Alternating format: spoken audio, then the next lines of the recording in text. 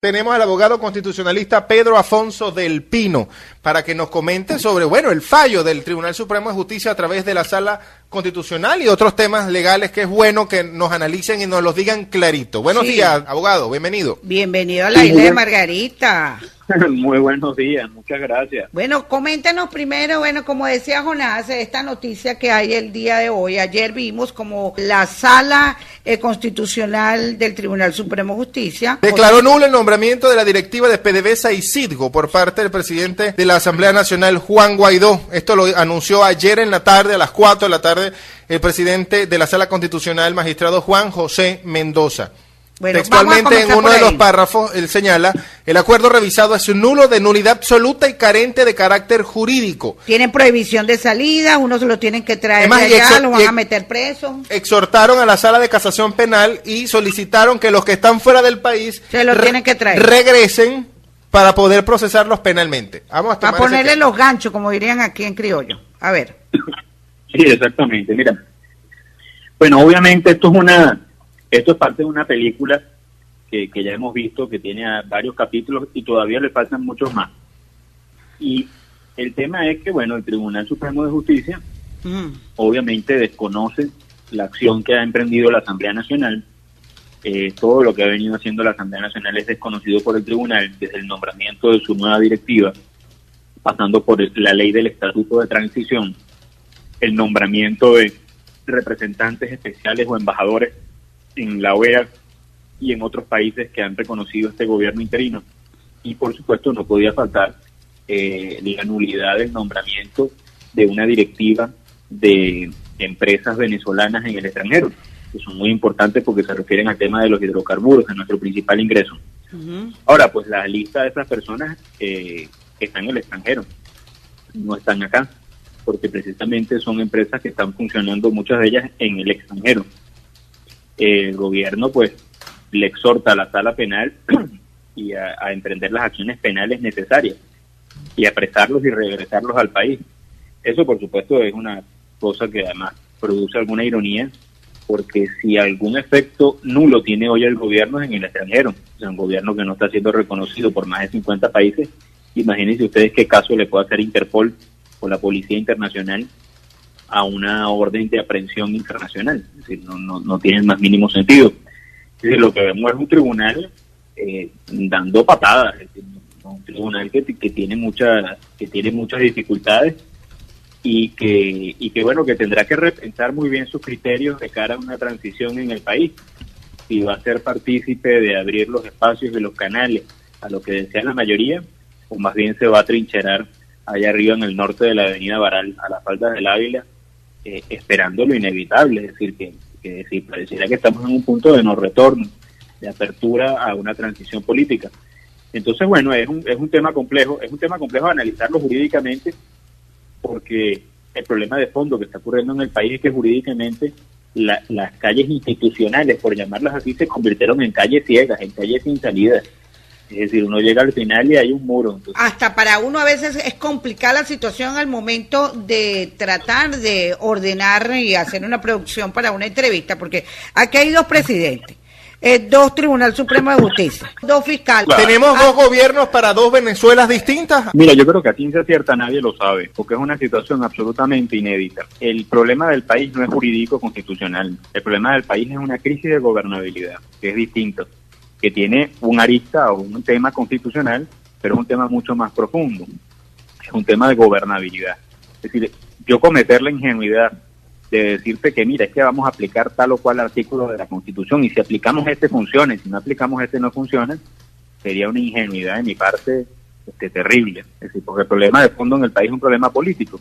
Esto es un problema político que no surgió el 10 de enero, si tampoco podemos ocultar el sol con un dedo.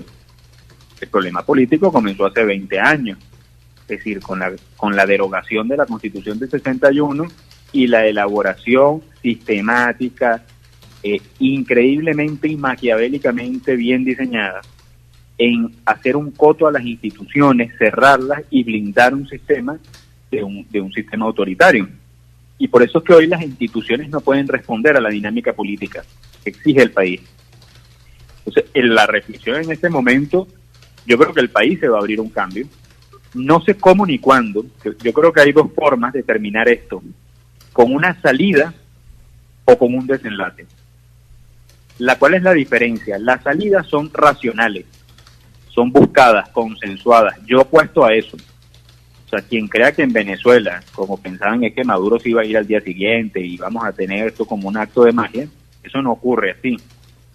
Maduro está en el Palacio de Miraflores y sigue ejerciendo el poder. El país necesita una salida negociada. O sea, el país necesita una salida negociada no solo por el momento. O sea, no se trata de la fotografía de ya Maduro no está, no. Es que esto hay que verlo como una película de proyección. Es decir, tenemos que ver la Venezuela en los próximos 2, 3, 5, 10 años.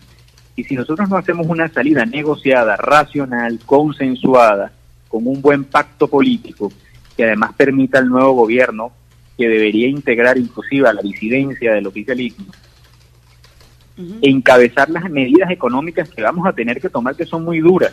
Es decir, el gobierno que viene tiene que tener mucha fortaleza para tomar medidas impopulares. Y si el nuevo gobierno es un gobierno frágil, que no tiene claridad del norte y a dónde vamos, es un gobierno que puede terminar a los pocos días o a los meses y entrar el país en una inestabilidad terrible. Es decir, si ustedes creen que el chavismo es terrible en el gobierno, no se lo imaginen en la oposición. Entonces, el país necesita un gran pacto político y para eso necesitamos una salida negociada. Cuando no es salida, es un desenlace. ¿Cuál es la diferencia? Que los desenlaces nadie los prevé. Los desenlaces no son racionales. Los desenlaces son aquella gente que dice nos invadan, que tenga que ocurrir lo que tenga que ocurrir. Estas salidas desesperadas, salidas fanáticas. Mire, sí. Ahí están un montón de países árabes que pasaron la primavera árabe y están en una inestabilidad y violencia terrible. Son países que no logran asentarse. Precisamente ¿por qué? Porque no tuvieron un proceso de transición racional, natural, negociada, normal. O sea, todas las salidas que impliquen violencia son un desenlace. Entonces, yo apuesto que el país tenga un proceso de negociación. Ahora, creer que el proceso de negociación está regido estrictamente por la Constitución es mentira. Es decir, el proceso de negociación lo que debe tener es una gran cordura, patriotismo y racionalidad de todos los actores políticos. Por supuesto, para llegar a un proceso de negociación hace falta las condiciones, las medidas y la presión. Y nosotros tenemos el antecedente de que el gobierno se burla de esto, porque el gobierno nunca ha sentido la necesidad realmente de negociar. Ahora, yo no sé si este momento sea igual que los anteriores. Yo creo que este momento es bastante complicado, especialmente para el gobierno. Y yo creo que la racionalidad debe imperar y el gobierno debe entender que debe abrirse a procesos de negociación para buscar una salida racional a esta situación. Pero te repito, tratar de buscarle a esto la salida leyendo tal o cual artículo de la Constitución y tal, mira, es que nos vamos a enredar y vamos a enredar a quienes nos escuchan, porque la ingenuidad, la Constitución en sí misma no tiene vida propia. La Constitución adquiere vida con sus actores, con las instituciones, si no termina siendo un papel. Es decir, que en este momento no las acciones que está tomando Nicolás Maduro en la presidencia y Juan Guaidó en la presidencia de la Asamblea Nacional no están en la Constitución. Mira, la Asamblea Nacional ha argumentado en base a un artículo que es el 333, porque la Constitución dice en ese artículo que cuando la Constitución pierda vigencia, es decir, cuando nosotros sintamos que la Constitución ha sido vulnerada de manera descarada, ese artículo dice que todos los ciudadanos, como los que estamos hablando, los que nos están escuchando, tengamos autoridad o no, es decir, sean alcaldes, diputados o seamos simples ciudadanos de a pie, tenemos el deber de restablecer la Constitución. Ahora, este artículo no dice cómo. Es decir, no hay un adendum, un anexo, paso 1, paso 2, paso 3, cacerolea, tranca las calles, no hay metodología. Entonces la Asamblea Nacional ha dicho, bueno, tenemos el deber de hacer esto y de guiar a la población en esto. Yo creo que es real, o sea, yo creo que el tema del restablecimiento de la Constitución es una necesidad, o sea, yo creo que es algo bastante visible el quebranto de nuestra Constitución. Ahora, el tema de cómo hacerlo no está regido en la Constitución. Eso no quiere decir que sea inconstitucional. Yo lo que yo interpreto es que la Constitución tiene una puerta que se puede abrir, pero el camino en adelante de esa puerta es un camino político. Y ese camino político, la Asamblea Nacional le ha dado forma a través de una ley, que es la Ley del Estatuto de la Transición, que es un instrumento inédito, es un instrumento para regir un proceso inédito que nunca ha ocurrido en el país, Y cuando la gente me pregunta, ¿será que esa transición está en la Constitución? No, porque es que la Constitución la Constitución no prevé su propia destrucción. Entonces, es un camino distinto, es un camino que tiene una forma jurídica mediante una ley, pero que en el fondo lo que tiene es un gran proceso político de negociación. Y bueno, yo espero que ese camino pueda ser recorrido de la manera más racional. Fíjate. Ojalá que Venezuela no vuelva al siglo XIX, es decir, a las revoluciones cortas, chiquitas, a las montoneras, cada un gobierno, porque este país ha sido un bochinche desde su independencia. El único periodo que tuvimos aquí de civilidad fueron esos famosos 40 años, de resto pareciera que tanto palo le dan, que tanto palo le dan. Sí. Es una especie de bochinche, como decía Miranda, ¿no?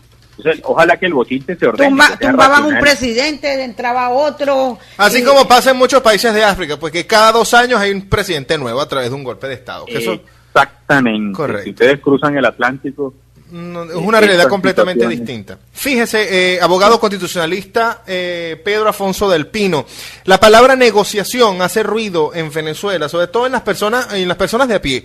Cuando hablan de negociación, hablan de pactos, hablan, bueno, se van a encerrar en un cuarto a negociar por la torta del país, le van a perdonar a todo el mundo todo lo que hizo. Aparte de eso, porque esa es la parte de la amnistía que está ofreciendo el presidente de la Asamblea Nacional a los funcionarios, sobre todo militares, que se pongan de su lado para poder ejecutar las acciones que según a su juicio vendrían a hacer un cambio para el país. Pero la palabrita negociación causa ruido porque piensan que entonces, bueno, porque los políticos sin que quieren poder y el que se va a sentar en el poder y se va a ser presidente y quiere ser presidente, entonces negociación es como sinónimo de candidatura, también negociación huele a votos, entonces la gente, de alguna manera, negociación huele política. Huele a corrupción a veces. Exacto, y la negociación política no le gusta esa frase.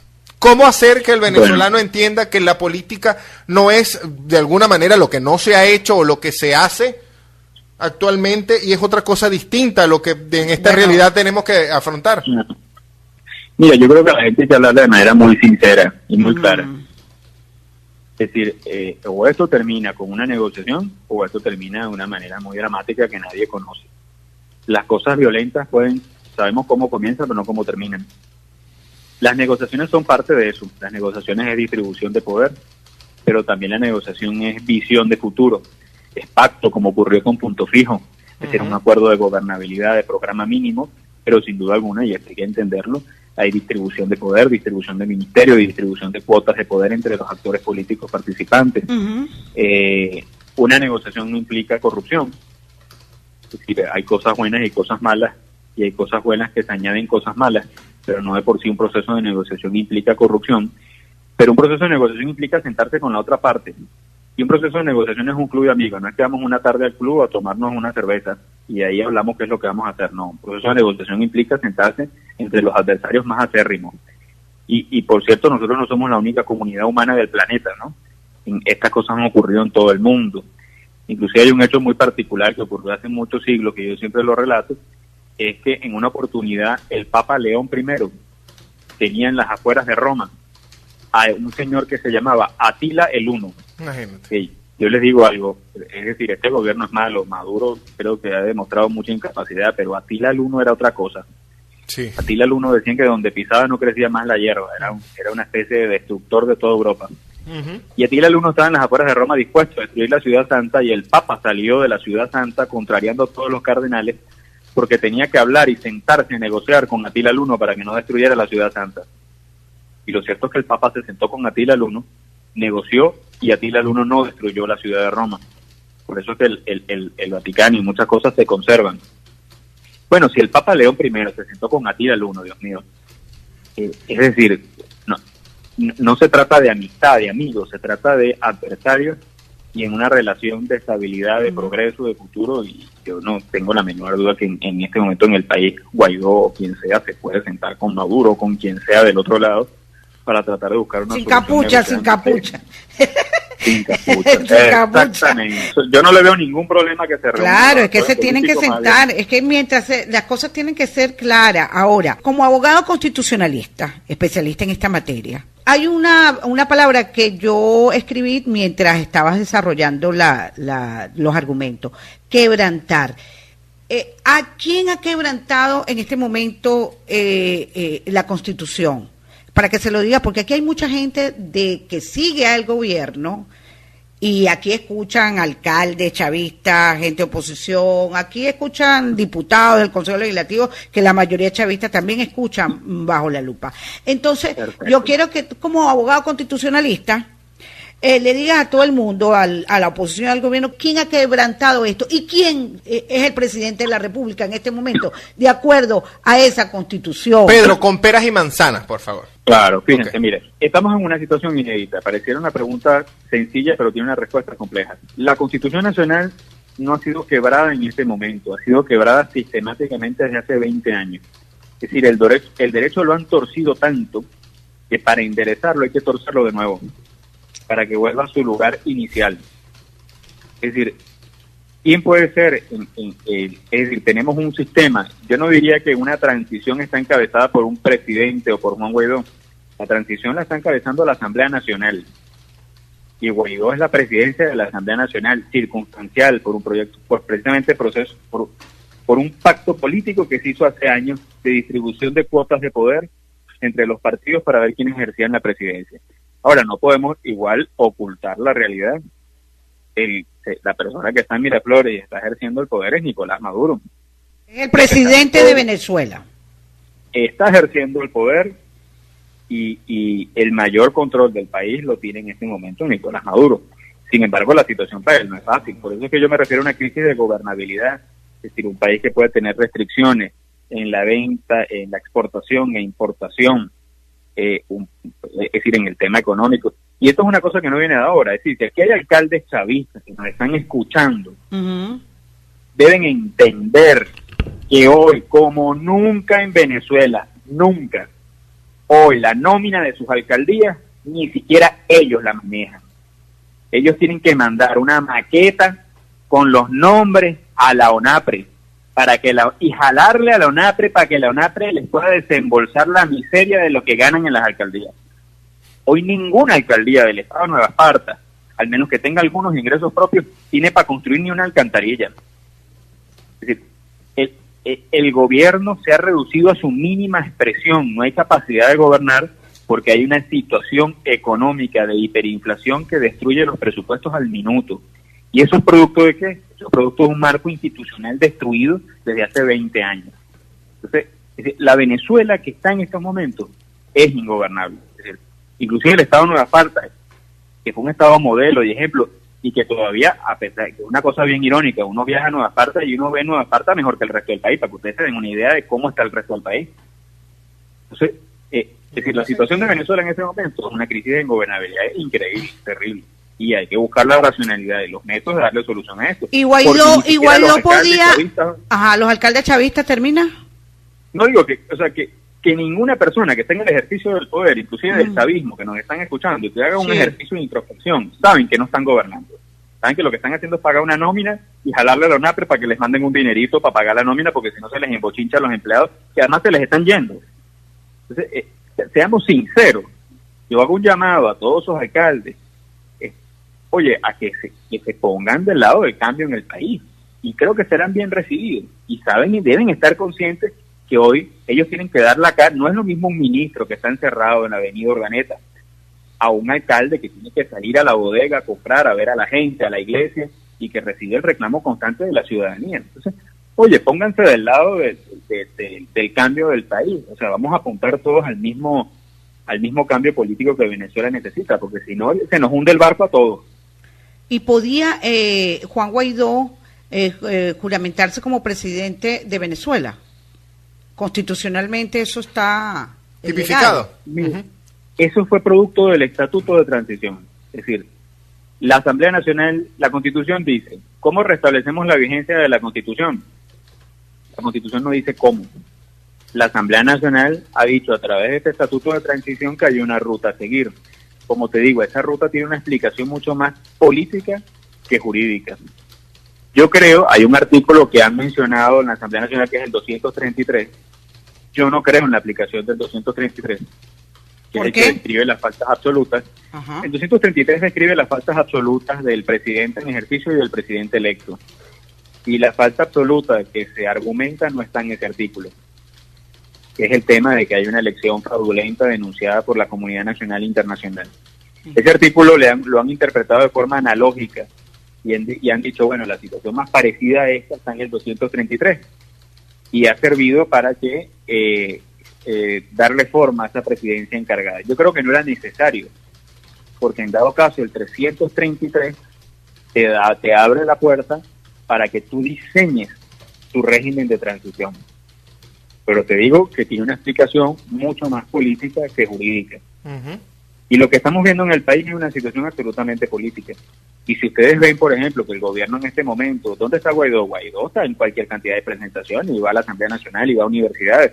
En cualquier otro momento este gobierno hubiera metido preso a Guaidó. Y yo me pregunto, ¿por qué no lo meten preso? Bueno, ¿Por qué no lo han hecho según tu apreciación, Pedro? Porque evidentemente las relaciones de poder hoy son distintas. Es decir, el gobierno hoy tiene una presión internacional importante. Es decir, el gobierno no ve conveniente y prudente meter preso al presidente de la Asamblea Nacional. Pero no es por un tema jurídico, es por un tema absolutamente político, por medición de fuerzas políticas, porque el gobierno siente que se le puede enredar más el papagayo con una acción de ese estilo. El gobierno quizás está jugando a que la oposición se desgaste, a que las manifestaciones cada vez sean menos y que esto se desinfle y que el gobierno tenga más fuerza para tomar posturas o decisiones. Pero pareciera que la situación que vive el país, que es una situación que hemos vivido antes, pero el tema es que el apoyo internacional le está dando a esto un giro importante, que yo creo que no lo esperaba el gobierno nacional. Como ha pasado en otros momentos, que el gobierno, bueno, ha tenido presión y ha salido airoso, pues. Pero en esta oportunidad hay que, como tú señalas, hay una presión más fuerte. Fíjate, tenemos por aquí una interacción, Pedro, que me gustaría compartirla contigo. Un usuario que nunca se identifica, ¿no? Y obviamente es un pro-chavista, y eso es respetable.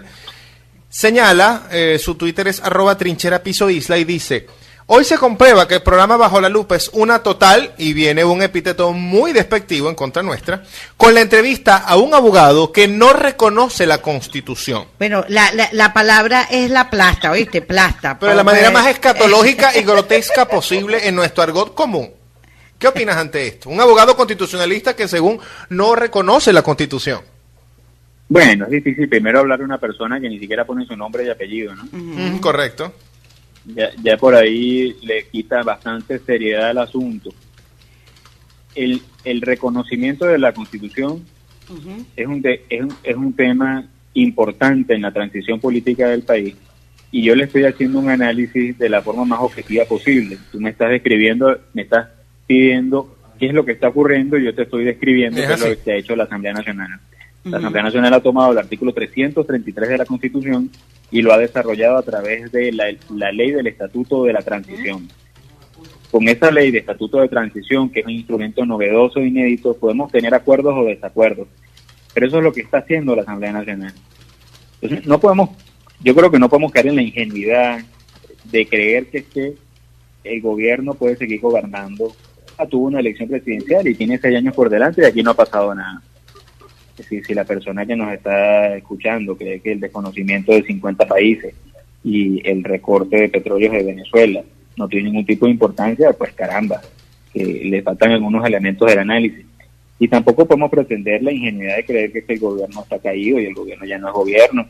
Y aquí lo que faltan son horas o días para que esto cambie. Tampoco es cierto. Claro. Por eso es que yo creo que hay que evitar los extremos. Sí, es que los extremos, los extremos nos han llevado, fíjate, este usuario, bueno, nos echa plomo parejo. Sí. Y también hay sectores de oposición que también nos echan plomo parejo, que dice que nosotros somos colaboracionistas del régimen por entrevistar a gente del gobierno. Y por cubrir actividades del chavismo, por ejemplo. Aquí te está escribiendo Alberto Horta y quiere una pregunta que se la responda, por favor. Por favor, pregúntale al constitucionalista si se debe pagar el impuesto sobre la renta, sí o no. Y si juegan lo mismo, si están jugando en este momento a lo mismo de la Plaza Altamira. El gobierno jugó al desgaste y al cansancio por 3 meses. Mira, yo creo que el fenómeno de la crisis política y de la crisis de gobernabilidad va a conducir a muchas inquietudes y muchas preguntas de este estilo. El Estado venezolano es distinto al gobierno. Es decir, hay una separación clara entre lo que es el Estado y lo que es el gobierno. Es decir, entrar en una actitud de no pagar ningún impuesto y de desconocer cualquier cosa en la práctica es muy complejo. Es decir, pedirle a la ciudadanía eso yo lo veo sumamente difícil. Eso es como si tuvieras que sacar una placa, entonces no vas al Instituto de Tránsito, o tienes que sacar el pasaporte o la cédula de identidad y no te vas a dirigir al gobierno, si vamos a entrar en una parálisis, o si tienes algún problema, algún hurto en tu casa, entonces no vas a ir al 6CPC para hacer la denuncia. Es decir, ¿a dónde vas a ir? A la fiscal Luis Ortega Díaz en Bogotá a meter la denuncia. Es decir, tampoco podemos rayar en las cosas absurdas. Por eso es que a mí las salidas radicales no me gustan. O sea, este tema de que no vamos a pagar impuestos y tal, yo no creo que eso sea racional. Yo lo que creo que hay que buscar es un proceso de negociación que es la salida racional a la crisis. En este momento en el país no hay instituciones que le den salida al país. Es decir, no podemos hablar de un Tribunal Supremo de Justicia que va a hacer una interpretación de la Constitución y va a buscar una salida de la crisis, ni de un Consejo Nacional Electoral. Es decir, la realidad está plasmada en unos actores políticos que son los que detentan el poder. Hay una medición de fuerzas de poder en este momento y eso debe conducir lo más natural, lo mejor para el país, un proceso de negociación, porque recordemos que nosotros estamos hablando aquí de política y estamos hablando que si la crisis y tal, y los poderes y la transición, pero la inmensa mayoría del país no está pendiente de eso, está pendiente de la comida, está pendiente de los elementos más, en las cosas más elementales de subsistencia. Entonces, esto es, aunque en realidad es primario, desde el punto de vista de la percepción ciudadana, esto es secundario. Entonces, debemos entender que la transición que se genera en el país tiene que rescatar, restablecer, reconocer el problema y resolverlo. Porque si aquí hay un nuevo gobierno, o este gobierno, o el que sea, y la crisis económica sigue en las condiciones que está, miren, o sea, que no hay gobierno que soporte esto. O sea, el país se va desmoronando a paso